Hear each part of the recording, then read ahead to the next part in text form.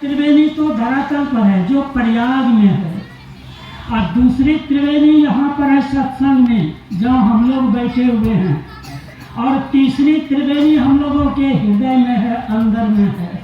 ये तीन त्रिवेणी हैं। तीनों त्रिवेणियों में जो है सबसे कौन महान है और सबसे कौन नीचा है। धरातल में जो त्रिवेणी प्रयाग में है वहाँ तीन नदियों का समागम है, गंगा, जमुना और सरस्वती की धारा। कहते हैं सरस्वती की धारा अंदर अंदर चलने के कारण वह स्पष्ट दिखाई नहीं देता है, फिर वह त्रिवेणी है। और उस त्रिवेणी में स्नान करने से आपको क्या लाभ होगा, तो बहुत ज़्यादा होगा। तो शरीर के तल जो है इसकी ऊपरी त्वचा साफ हो सकता है, मन की सफाई नहीं। और यदि मन की सफाई होती, वास्तविक में मन की सफाई उस त्रिवेणी में होता, तो नशाखोर खाने वाले, नशा पीने वाले व्यक्ति उसमें गोता लगाता और उसका नशा टूट जाता, कल से वह नशा नहीं खाता। तब न मन की सफाई। सज्जनों, चोरी करने वाले उसमें न गोता लगाता और चोरी करना छोड़ देता तब न। लेकिन उस त्रिवेणी में जो है कोई लाभ नहीं, कुछ भी लाभ नहीं। और यहाँ जो हम लोग बैठे हैं इस त्रिवेणी में जो है तन की सफाई ही नहीं, मन की और आत्मा का कल्याण हो जाता है इस त्रिवेणी में। यहाँ भी तीन नदियों का समागम है।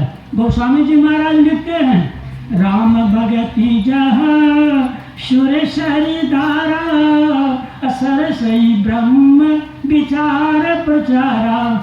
सज्जनों, जहाँ राम भक्ति का प्रचार होता है वह श्री गंगा जी की धारा है, और जहाँ ब्रह्म विचार का प्रचार होता है वह सरस्वती जी की धारा है। सज्जनों, और तीसरी धारा जो है कर्तव्य और अकर्तव्य। कौन सा कर्म मनुष्य को करना चाहिए, कौन सा नहीं कर्म करना चाहिए, इसका जहाँ प्रचार होता है, इस पर जो विचार होता है, इसका जो व्याख्या किया जाता है, वह जो है जमुना की धारा है। इसलिए यहाँ भी तीन नदियों का समागम है। सज्जनों, इन तीन नदियों के में जो सही ढंग से गोता लगाएंगे वो गोस्वामी जी महाराज स्पष्ट किए हैं। मज्जन फल देखिए तत्काला, अकाक होई पिक बकऊ मराला। सज्जनों, कहते हैं कि जो इस त्रिवेणी में गोता सही ढंग से लगाएंगे, मन को स्थिर करके करेंगे, तो क्या हो जाएंगे, कौवा से कोयल और बगुला हंस हो जाएगा। ऐसे सुनने में आश्चर्य लगता है, यह कैसे हो सकता है, लेकिन संत जन कहते हैं आसानी से हो सकता है। वह आसानी से क्या होगा, तो सज्जनों, कौवा कहते किसको, जिसकी बोली कटु होती है, कठोर होता है, कर्कश होता है, उसी को कौवा कहते हैं। सज्जनों, जिसकी बोली मीठी मृदुभाषी होती है उसे कोयल कहते हैं, अर्थात सज्जन कहते हैं।